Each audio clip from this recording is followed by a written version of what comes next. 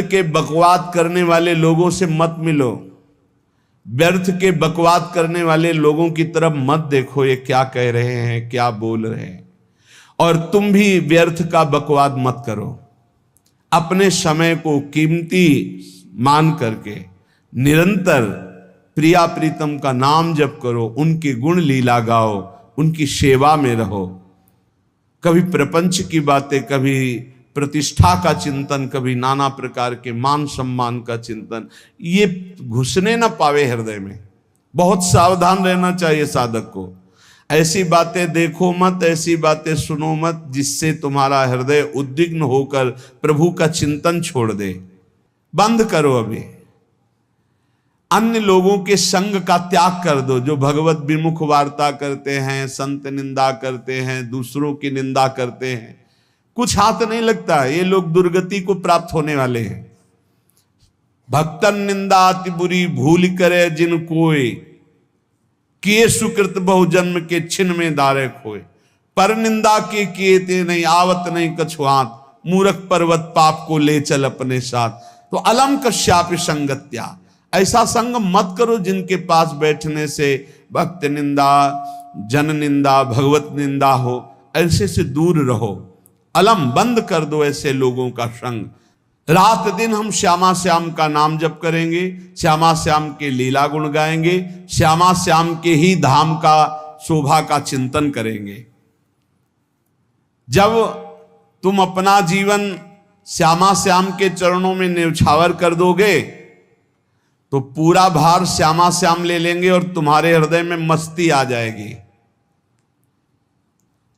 जो ऐसा निश्चयी होता है, दृढ़ निश्चयी, उसके अंदर दृढ़ विश्वास, तो उसके हर समय भगवान की स्फूर्ति होती रहती है।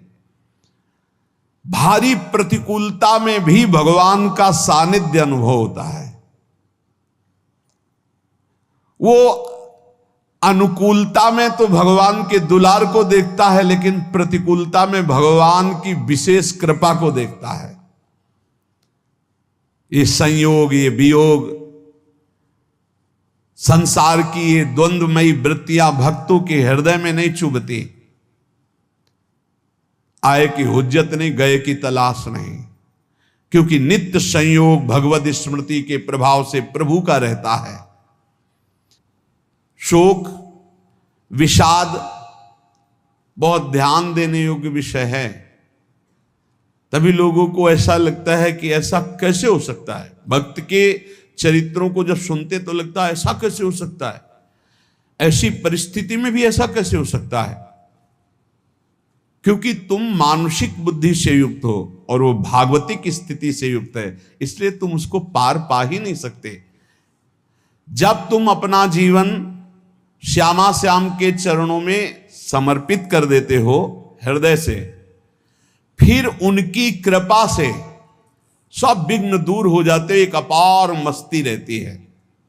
नहीं तो शोक, विषाद, दुख, क्लेश, कष्ट, संताप, भय, उद्वेग, ये सदैव सताते रहते हैं।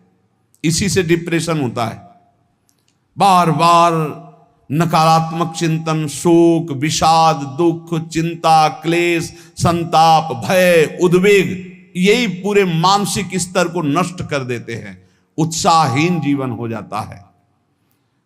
जब तुम श्यामा श्याम को समर्पित हो जाते हो तो ये सब प्रवेश भी नहीं करते, एक अपार मस्ती बनी रहती है। अब क्या होगा? श्यामा श्याम जो करेंगे वही होगा। श्यामा श्याम पता नहीं कैसा करें, नहीं, वो सदैव मंगल भवन है, वो जो करते महामंगल होता है। यह निश्चय उपासक के हृदय में आ जाना चाहिए। इसलिए अपना सारा मन, सारी बुद्धि, सारा जीवन, प्रत्येक श्वास प्रभु को अर्पण कर दो, फिर देखो तुम निहाल हो जाओगे। दुख, शोक, विषाद, क्लेश, कष्ट, संताप, भय, उद्वेग, ये उसी को व्यापते हैं जिसने अपने जीवन को प्रभु के चरणों में अर्पित नहीं किया।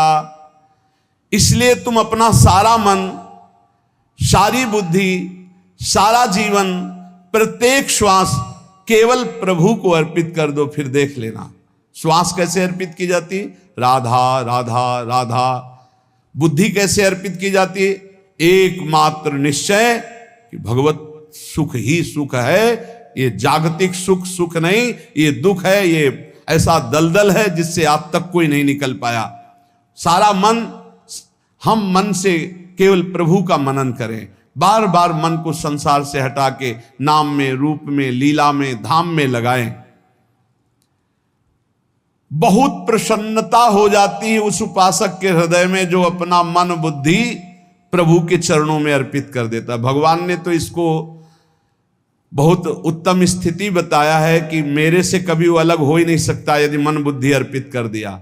मयि एव मन आधत्स्व मयि बुद्धिम निवेशय, तो निवश्य मयि एव अत ऊर्ध्वम न संशया। बिल्कुल संशय नहीं, वो मेरे में ही निवास करेगा जिसने मन और बुद्धि अपनी मेरे में अर्पित कर दी। बहुत प्रसन्नता रहेगी उस उपासक के जीवन में जो अपने आप को मन बुद्धि सहित प्रभु के चरणों में समर्पित कर दिया है। भगवान का आश्रय लेने वाले की पहचान है हर परिस्थिति में प्रसन्न रहना। देखो आप भगवद आश्रित हो कि नहीं, देखो अनुकूल परिस्थिति में तो सब प्रसन्न रहना, लेकिन प्रतिकूल परिस्थिति में प्रसन्न रहना ये भगवान के भक्तों का लक्षण है। हर परिस्थिति में प्रसन्न रहना ये भगवान के भक्तों का लक्षण है। आनंदगन भगवान का आश्रय मिलते ही आनंद छा जाता है हृदय में। उनके पास आनंद का अभाव होता ही नहीं है। जैसे सूर्य का प्रकाश उदय होते ही सूर्य का प्रकाश संपूर्ण अंधकार को नष्ट कर देता है, ऐसे ही भगवान का संपूर्ण आश्रय लेते ही सब दुख चिंता शोक नष्ट हो जाते, आनंद ही आनंद। तुम भगवान के मंगलमय रूप को नहीं जानते हो, पर उनके मंगलमय भाव को, विधान को मानना शुरू कर दो। जो भी होता है मंगलमय होता है। हमने जीवन में देखा है, अगर इधर कोई बहुत बड़ा सुख दिया तो देर नहीं लगेगी, 24 घंटे नहीं व्यतीत होंगे और ऐसे दुख दे देंगे, जिससे दोनों का समान भाव रख करके ना दुख में तुम भूलो प्रभु को, ना सुख में फूलो, सीधे भगवत मार्ग में चल। पूरे जीवन की बात देखा है। भगवान के मंगल विधान में सदा सर्वदा सुख ही सुख है, इस बात को मान के प्रसन्न हो जाओ।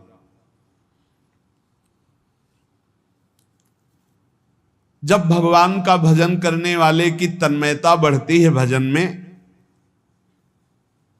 तो द्वेषी जन अपने आप तैयार हो जाते हैं। भक्त कभी किसी से द्वेष नहीं करता, अपने आप वो द्रोह करने लगते। तो नरसिंह मेहता जी से बहुत गांव के कई लोग थे जो जलते थे, ऐसे जलते थे कि अब क्या करें, कैसे मिटा दे नरसिंह मेहता जी को।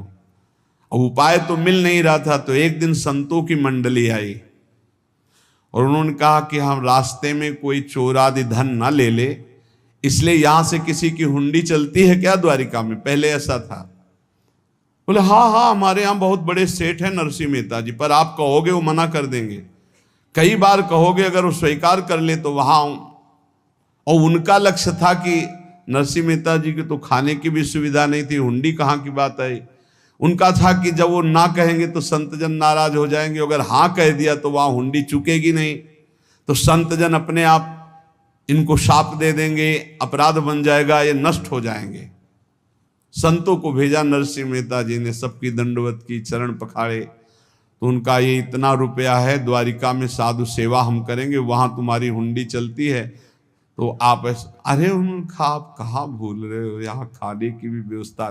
बोले हमें सब पहले से बता दिया गया कि आप मना करोगे, बार बार मना मत करो, हमें पता है। तो उन्होंने ठाकुर जी की तरफ देखा, बोले क्या लीला है प्रभु, संतों से हम क्या कहें, ये ले रुपये। उस समय स्वर्ण की मोहरें चलती थी, बेच के बाजार से खूब उन संतों को पवाया, उन्हीं संतों की सेवा की। और उनका अपने सेठ का नाम तो बताओ जहां हमें जाके हुंडी मिलेगी। सेठ, सावल शाह सेठ। संत जन गए वहां, पूछा कि नरसिंह मेहता जी का जिन सेठ से परिचय, उनका नाम सावल शाह सेठ, उनकी गद्दी कहाँ है? तो जो कुछ भक्त थे वो द्वारिकाधीश की तरफ संकेत करते कि वही हैं। बोले नहीं नहीं, वो सेठ है, उनकी गद्दी चलती थी पूरी बाजार में कहीं कोई। अब संत जन एकांत में होकर के बहुत विचलित हुए, क्या हमारे साथ धोखा हुआ? नरसिंह मेहता जैसा संत क्या धोखेबाज हो सकता है? देखो, संशय तो बहुत विचित्र होता है, बड़े बड़ों को संशय हो जाता है। जब भगवती सती जी को संशय हो गया, राम जी को हे खग हे मृग हे मधुकर श्रेणी ऐसा पूछते हुए कि सच्चिदानंद कैसे हो सकते, तो किसी को हो सकता है, क्योंकि वो बुद्धि की अधिष्ठात्री देवी है। जो ही उनके मन में ऐसा आया कि क्या हमारे साथ धोखा हो रहा है, इतने में ही देखा जय हो सावल शाह सेठ की। होगा सावल शाह सेठ, तो देखा बढ़िया मुनीम जी उनके साथ, तो सेठ बस्ता लिए हुए मुनीम जी, सरकार इधर से चलो। तो उनका सावल शाह सेठ आपका नाम है? संतों ने कहा। बोले हाँ। बोले नरसिंह जी? हाँ। बोले आपकी हुंडी आ गई है। हुंडी एक कागज में लिखा कि ये हमारे सेठ जी को दे देना। वैसे लोग मुझे माखन चोर कहते, कोई कुछ कहता, लेकिन आपने सेठ बना दिया। जब आपने सेठ बना ही दिया तो आप कभी परवाह मत करना तुम। और ये सेवक आपकी सेवा में सदैव तत्पर है, भगवान ने ऐसा लिखा। जो भगवद आश्रित है, एक बार ये चलता रहता है, जो संत जन होते हैं उनके विरोधी अपने आप बन जाते हैं, किसी से कोई मतलब नहीं, अपने आप विरोधी बन जाते हैं। कबीरदास जी का पूरी काशी में यश था। भजन करने वाले महापुरुषों का यश बढ़ता है जब, तो जो भजनहीन होते हैं उनके हृदय में जलन पैदा हो जाती है और वो उनको विविध प्रकार से फंसाना चाहते हैं, उनको कष्ट देना चाहते हैं। तो कबीरदास जी के यश को धूमिल करने के लिए कुछ ब्राह्मणों ने एक रचना रची, मुड़ मुड़ा के कबीरदास जी के शिष्य बन करके पूरी काशी के सब आश्रमों में निमंत्रण दे आए। कल भंडारा है, संत सेवा है, सबने स्वीकार किया। कबीरदास जी अपनी दिनचर्या करके निकले तो संत मंडली आने लगी। बोले कै बजे सेवा है? साधु सेवा। बोले कौन सी साधु सेवा? बोले कल आपके शिष्यजन निमंत्रण दे के आए, पूरी काशी के सब संत आ रहे हैं। कबीरदास जी ने कहा यहाँ तो एक की भी व्यवस्था नहीं, पूरी काशी के संत आ रहे। अच्छा, समझ में आ रहा है, लीला बिहारी तुम लीला करना चाहते हो। गए अपना निकल गए गंगा किनारे, एक झाऊ के नीचे बैठकर अपना भजन ध्यान में मगन है। 11-12 बजे तो उन्होंने देखा संतों की मंडली, काशी तो बहुत। कबीरदास जी ने देखा कि आश्रम की, तो बोले पता नहीं क्या होगा, चलो चलते हैं। तो ऐसे गमछा वस्त्र करके ऐसे डालकर मुंह ढक करके, वहां बड़ी बड़ी पंगत लगी थी। कबीरदास जी सबको पाओ जी पाओ। कबीरदास जी के रूप में स्वयं भगवान पाओ जी पाओ। कबीरदास जी ने कहा अच्छा, जब स्वामी परस रहे तो हम भी बैठ के पा ले। तो जब उसी पंगत में बैठ गए अपना कपड़ा ढक करके, और जब मोहरे की दक्षिणा दे रहे थे सब लोग कि वाह कबीरदास जी ने आज तो साधु से। सबको जब कबीरदास जी के सामने आए तो ऐसे मुंह ढके, बोले देखो जो मेरा होता है उसे मुंह छुपाना नहीं पड़ता, मुंह ढकना नहीं पड़ता। लो दक्षिणा, तुम भी दक्षिणा लो। कबीरदास जी को कबीरदास जी दक्षिणा दे रहे, वो कबीरदास जी है भगवान, और ये पाले वाले कबीरदास जी है भगवान के जन।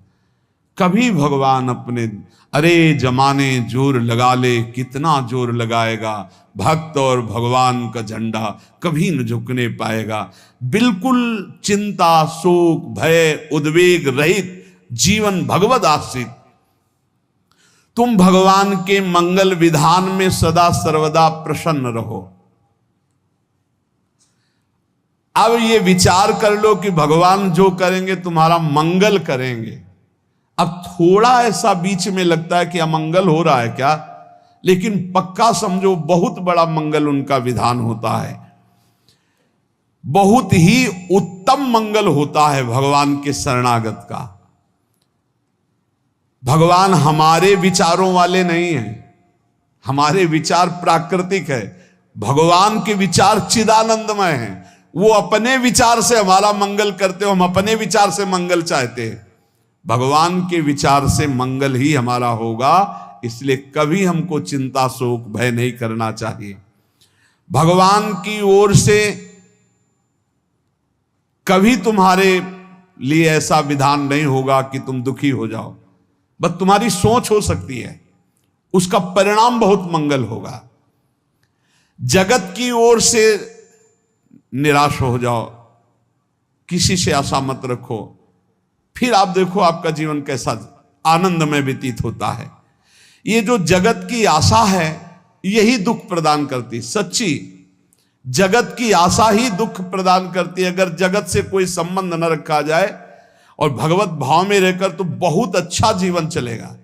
अपने कर्तव्य का पालन करो, परिवार को भगवत स्वरूप मानकर पोषण करो, किसी से कोई संबंध मत रखो, कोई आशा मत रखो, यही अध्यात्म सिखाता है। अपने आप भगवत स्वरूप, सबका व्यवहार मंगलमय और आपका जीवन मंगलमय। अपने घर में ऐसे रहो जैसे किसी अतिथि के घर में रह जाता है, चलना है, यहां से जाना है। कौन रहता है अपने घर में अतिथि की भांति? भगवान का भक्त। जाना है यहां से, अपनी प्रिया प्रीतम के पास जाना। ये हमारा घर नहीं है, यहां तो हम समय व्यतीत कर रहे हैं, अपनी आयु व्यतीत कर रहे हैं भगवत आराधना करते हुए। हमें जाना है प्रिया प्रीतम के पास। वास्तविक घर भगवान का धाम है हमारा, वास्तविक घर वाले प्रभु हैं हमारे। जो नित्य सच्चिदानंद भगवान के चरणों में अपने चित्त को समर्पित करता रहता है, उसको यह अनुभव होने लगता है कि बड़ी कृपा है हमारे ऊपर, भगवान की बड़ी कृपा है हमारे ऊपर। सर्वसमर्थ परम सुहृद भगवान ऐसे भक्त के ऊपर हर समय वरद हस्त रखे रहते हैं। ये केवल प्रवचन नहीं, सच्ची बात मानिए। ऐसे भगवान का वरद हस्त हर समय रहता है। जब भगवान की छत्र छाया में भक्त अपने को देखता है तो आसपास घोर विपत्तियों का भी समुदाय हो तो भी वो आनंद में मगन रहता है। हर हालत में आनंदित रहना ये भक्त का स्वभाव है। भगवान ऐसे भक्तों को प्यार करते हैं जैसे कछुआ अपने अंडे को बाहर रख आवे और रात दिन उसका चिंतन करे। जब भक्त भगवान को समर्पित होता है तो भगवान रात दिन उसकी ऐसे चिंतन सुरक्षा करते हैं। अभय, ये दैवी संपदा का पहला गुण है। ये भगवान के शरणागत पर जागृत हो जाता है, वो भयभीत नहीं होता, किसी भी उससे भयभीत नहीं होता। यही डर ही डरप हरिवंश हित, जिनो भ्रमय गुण सलिल पर। इस डर से डरते रहना चाहिए कहीं गुण रूपी पानी में फिसल न जाए, नहीं तो गलती हो सकती है। साधक सावधान रहे। ये अभय दैवी संपदा का सबसे बड़ा गुण है। जो भयहारी भगवान की शरण में आ जाता है तो उसके अंदर ये अभय प्रकट हो जाता है। अगर कहीं तुम्हें एकांत में भय लग रहा है, एक आदमी तो एकांतिक में आए थे, वो कह रहे थे कि हमें हर समय भय लगा रहता कि कोई हमारे पीछे है, अंधेरा तो लगता कोई खड़ा है, मैं जीना मुश्किल हो गया, ऐसा भय। देखो ये मन कैसा है, भगवान से विमुख होने पर कैसे डरवाता है। वो कह रहे हैं हर समय मुझे डर लगा रहता है, कोई सामने खड़ा है, कोई पीछे खड़ा है, ऐसा भय लगने लगता है। और जब भगवान की शरण में आ जाते हैं तो ये अभय स्थिति हृदय में जागृत हो जाती है। कोई भी भय आसपास आ ही नहीं सकता, यहां तक कि नरक का भी भय खत्म हो जाता है जो भगवान की शरण में है। महापापी भी पुण्यात्मा महान भक्तों के समान वो उत्तम गति को प्राप्त हो जाता है जो भगवान की शरण में हो जाता है। पर ये जो भोगों का आश्रय लिए हुए हैं, मनमानी आचरण कर रहे हैं, ये कभी उस अभय को जान ही नहीं सकते कोई अभय पद है क्या। इनको तो कदम कदम पर शोक भय और दुख की प्राप्ति होगी। कोई बचा नहीं सकता जो भोगों में लगे हैं, मनमानी आचरण कर रहे हैं। अगर निर्भय होना चाहते हो, परम सुखी होना चाहते हो, तो भगवान के शरणागत हो जाओ। सारे जगत को अभय दान देने वाले भगवान हैं। भगवान का एक प्रण है, मम पन शरणागत भयहारी। जो मेरी शरण में आ गया उसके भय का मैं नाश कर देता हूं। साधना में अवस्था मन की मानी जाती है कि आप कितने अच्छे साधक हैं। यदि आपका मन भगवदाकार है, हर समय भगवत चिंतन चल रहा है, आपके स्वप्न भागवतिक आ रहे हैं, आपके विचार भागवतिक हैं, तो आपकी अच्छी साधना हो रही है। और यदि आपके स्वप्न गंदे आ रहे हैं, क्योंकि स्वप्न में मन का ही सारा खेल होता है, और आपकी चिंतन वृत्ति वासनात्मक चल रही, तो अभी साधना का प्रभाव मन पे नहीं पड़ा है। जिसका मन हर समय भगवत चिंतन करता रहता है, वो जीते जी जीवन मुक्त हो जाता, अनुभव होता है। जैसे किसी ने कहा कि हमें कैसे पता चलेगा कि हमारा काम हो गया है, तो जैसे आप भोजन पा लेते हैं तो किसी दूसरे से गारंटी थोड़ी लेनी होती कि हम छक गए हैं क्या, आप जरा बताना हम छक गए हैं क्या। नहीं, अपने हृदय में आ जाता है कि अब मैं तृप्त हो गया। ऐसे ही अपने हृदय में आ जाता है कि मेरा काम हो गया, अब मेरा जन्म नहीं होगा। ये हृदय में आ जाता है, अपने आप अनुभव में आ जाता है। जब स्वरूप बोध होता है तो किसी और से सलाह थोड़ी लेनी होती है, वो अपने आप अनुभव में आ जाता है। हाँ, यदि गुरुदेव का वर्ण नहीं किया है तो फिर आपको किसी न किसी गुरु से प्रमाणित करवाना पड़ेगा। और अगर गुरुदेव का वर्ण किया है तो वही मंत्र, वही नाम, वही गुरु शरणागति आपको अंदर से पुष्ट कर देगी कि आपका काम हो गया है। विषय चिंतन करता हुआ मन विषय आसक्ति को प्राप्त होता है। विषय आसक्ति को प्राप्त हुआ मन बार बार जन्म मरण और नरक को प्राप्त होता है। बस ये विषय चिंतन हटाना ही प्रमुख कर्तव्य साधना का है। बार बार मन को विषयों से हटा करके प्रभु के नाम में लगाओ, प्रभु के रूप में लगाओ, प्रभु की लीला में लगाओ। जहां भगवान प्रकट होते हैं वहां परमानंद की बाढ़ आती है। पर ये ध्यान रखें, गुलाब का फूल कांटों में खिलता है, उसकी सुगंध लेनी, फूल लेना है तो कांटों से बचाकर। ऐसे ही जब आप भगवत चिंतन के लिए चलेंगे तो आपका चिंतन चुराने के लिए माया विविध नाटक करेगी, कांटे फैलाएगी। कोई तुम्हारी निंदा करेगा, कोई अपमान करेगा, कोई उपहास करेगा, तुम्हारी अव्यवस्था हो सकती है, तुम्हारी परिस्थिति बहुत भयावह हो सकती है। इन परिस्थितियों में भी भगवत चिंतन का तार ना टूटने पावे तो आगे गुलाब का फूल है। जैसे कांटे से बचाकर गुलाब का फूल लेते हैं और भगवद अर्पित करके सौरभ का सुख लेते हैं, ऐसे ही भगवान के प्रेमानंद का अनुभव करने के लिए संसार के कांटों से बचना होगा। और खिलेगा यही फूल संसार में ही, मनुष्य देह में, और योनियों में नहीं। भगवत प्राप्ति स्वर्ग में नहीं होगी, इसी मृत्यु लोक में होगी। पहले मन नहीं लगता भगवत चिंतन में, भगवत चिंतन जबरदस्ती करना पड़ता है। भगवत चिंतन जे ही प्रारंभ करोगे ते ही बहुत बाढ़ आ जाएगी पाप चिंतन की। ध्यान दीजिए, बहुत लोग प्रश्न करते रहते हैं कि हम जब भजन में बैठते हैं तो बहुत गंदी बातें आती, मन बड़ा चंचल होता है, भाग जाता है। ऐसा प्रारंभ में जब कोई भगवत चिंतन प्रारंभ करता है तो उसका मन विषयों में भागता है, गंदी बातों में भागता है।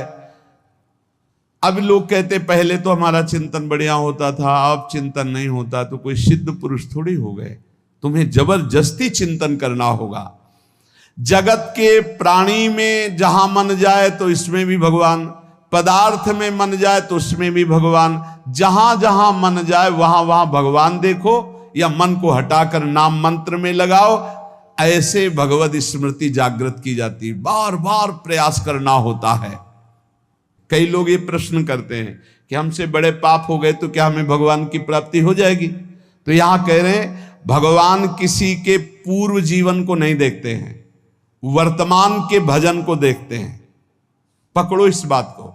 अगर वर्तमान में आज आप सुधर गए हो, नाम जप कर रहे हो, तो आप भक्त हो। ये गीता जी में भगवान ने कहा, अपिचेत सुदुराचारो भजते माम अनन्य भाग साधुरेव समंतव्या सम्यक व्यवसिता। ऐसा बहुत दुराचारी पहले रहा है, बाद में उसके मन में आ गया कि भगवान के सिवा हमारा कोई कल्याण करने वाला नहीं, हमारा कोई नहीं। तो भगवान कहते हैं मैं उसे साधु ही मानता हूं, उसे साधु बना देता हूं। भगवान किसी के पूर्व जीवन को नहीं देखते। बहुत बढ़िया बात है। कल तक हम क्या करते रहे भगवान नहीं देखते, आज क्या कर रहे हो ये देखते हैं। यदि आज आप भजन में लग गए हो, अच्छे आचरण कर रहे हो, तो आपको भगवत प्राप्ति हो जाएगी। भगवान ये नहीं देखते कि पूर्व में पुण्यात्मा रहा है कि पापात्मा रहा है। भगवान वर्तमान में देखते कि मेरा भजन कर रहा है, बस इसी से कल्याण कर देते हैं। पकड़ो इस बात को, तो कभी प्रश्न नहीं उठेगा कि क्या हमको भी भगवत प्राप्ति हो सकती है क्या। हमारा मन यदि श्री भगवान को चाहने लगे तो श्री भगवान हमारे मन में ही आकर बस जाएंगे। भगवान की रूप माधुरी में मन डूबने लगेगा। यथार्थ सत्य, जो भगवान से थोड़ा भी प्यार करने लगे हैं, उनके हृदय में भगवान की उनकी भावना के अनुसार झलक आने लगी है। हृदय में प्रभु के आते ही अनंत जन्मों के संस्कारों का नाश हो जाता है। इसलिए तुम अपने पहले वाले घृणित जीवन को याद भी मत करो और उसको सोचकर जरा निराश भी मत हो। अमावस्या में घोर अंधकार रहता है, पर प्रातः काल में अंधकार नष्ट हो जाता है। ऐसे ही नाम का उच्चारण करते ही तुम्हारे जितने पाप अंधकार हो सब नष्ट हो जाएंगे। तुम चाहो कि एक क्षण भी प्रभु को ना भूलो। अब वर्तमान में ऐसी स्थिति बनाओ।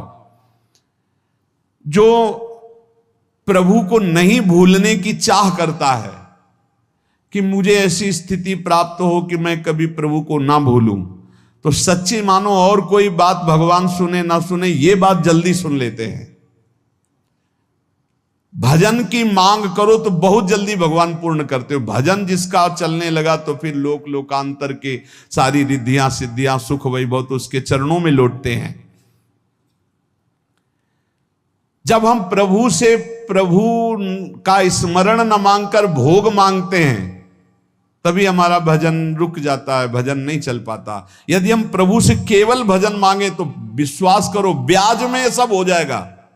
मूल भजन तो आपका बचेगा ही, ब्याज में लोक लोकांतर के भोग आपके चरणों में लुटते घूमेंगे। आप भजन करके तो देखो।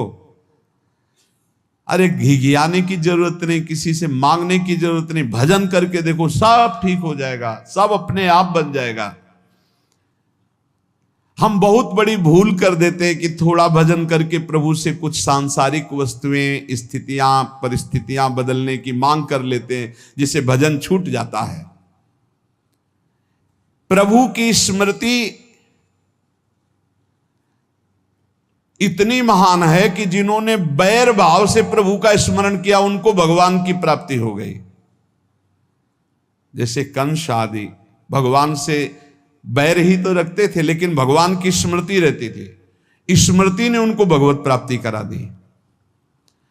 स्मृति में महान सुख है, पर वो जब भक्ति रस से युक्त स्मृति होती तब माधुर्य रस, प्रेम रस का अनुभव होता है। कल्याण तो वैर भाव से स्मरण करने वालों को भी प्राप्त हो गया। यदि आप भक्त हो और ये चाहते हो कि आपकी भागवती की स्थिति बहुत जोर की हो, तो हम आपसे प्रार्थना करते हैं कि रोज प्रभु से एक ही बात मांगिए, मुझे अखंड स्मृति दीजिए। अर्जुन जी को पूरी गीता जी सुनने के बाद यही मिला, नष्टो मोहा स्मृति लब्ध्वा। स्मृति, प्रभु आप हम पे ऐसी कृपा कर दो कि हमारे हृदय में किसी और व्यक्ति, वस्तु, स्थान की स्मृति न रह जाए, केवल आपकी स्मृति रह जाए। ये चाह भगवान बहुत जल्दी पूर्ण कर देते हैं यदि उपासक हृदय से ये बात मांगे। भगवान की कृपा से ही ऐसा हो सकता है कि अखंड स्मृति ये कर्म फल से नहीं मिलती है। प्रभु के प्रति निर्भर होकर जो दैन्यता पूर्वक प्रभु से मांगता है और हर समय अभ्यास करता रहता है भगवत स्मरण का, उसको ये स्मृति मिलती है। और स्मृति मिल गई तो इससे बड़ी कोई स्थिति नहीं, हर समय भगवान का स्मरण। प्रभु से मन प्रतिपल नया नया स्वाद लेकर के आसक्त होता रहता है, नवम नवम। प्रभु कभी बासी नहीं होते। जैसे किसी व्यक्ति को देखो तो देखते देखते मन हट जाएगा कि देख लिया बहुत सुंदर है, ठीक है, लेकिन वो एक दिन मन हट जाएगा। और प्रभु की सुंदरता नवम नवम है, प्रभु के नाम का स्वाद नवम नवम है, प्रभु की लीला का स्वाद नवम नवम है, प्रभु के धाम की शोभा नवम नवम है। जैसे आचार्य महाप्रभु हरिवंश चंद्र जी कहते, नयो नेह नवरंग नयो रस नवल श्याम वृषभानु किशोरी, नव पीतांबर नवल चूनरी, नई नई बूंदन भींजत गोरी, नव वृंदावन हरित मनोहर, नव चातक बोलत मोर मोरी, नव मुरली जो मल्हार नई गति, सब कुछ नया। तो नवम नवम प्रभु प्रतिपल नवम नवम प्रभु का रूप, प्रियाजू का नवम नवम, अबहीं और अबहीं और अबहीं और है। तो कहते हैं जब मन निरंतर स्मृति में डूबता है तो जब प्रभु की रूप माधुरी प्रकाशित होती तो ऐसी नवम नवम कि कभी ये नहीं होता कि रूप बासी हो गया। ये वही रूप है जो हमने अभी देखा था, नवम नवम। इसलिए आनंद की उफान आती रहती है उपासक के हृदय में। ऐसी प्रियता, ऐसा आनंद बिना भजन के नहीं अनुभव में आएगा। इसलिए तुम विश्वास करो, तुम्हें बहुत सुंदर सुख मिलने वाला है, आगे अपार सुख मिलने वाला है। ये थोड़ा दुख का समय काट लो, जब तक जीवन है ये दुख सुख की लहर आती रहेगी, आप इसको सह जाओ, आगे बहुत आनंद है। विश्वास मान लीजिए, बहुत आनंद है। जो ये विश्वास कर लेता है वो प्रभु के मार्ग में चलकर प्रभु को प्राप्त कर लेता है। नहीं तो इतने रोड़े हैं कि आप ऊब जाओगे, बहुत रोड़े हैं। जो प्रभु के मार्ग में चलता है तो माया के बहुत से पार्षद अपना प्रभुत्व दिखाने उनके पास आते हैं, महिमा अपनी दिखाने, पर वो किसी वस्तु स्थिति अवस्था प्राणी पदार्थ का प्रभाव स्वीकार ही नहीं करता, क्योंकि भगवत स्मृति परायण है, भगवान की कृपा पर विश्वास है, इसलिए उसको कोई फंसा नहीं पाता। वो नित्य निरंतर प्रभु से घुला मिला रहने के कारण उसकी मस्ती में कोई फर्क नहीं पड़ता। माया का प्रभुत्व रखने वाले उसे फंसाने की चेष्टा करते हैं, पर उस पर किसी का असर नहीं होता। वो कहीं लिप्त नहीं होता, वो कहीं दुखी सुखी नहीं होता, वो हर समय प्रसन्न रहता है। तुम देखो, हर समय प्रसन्न रहते हो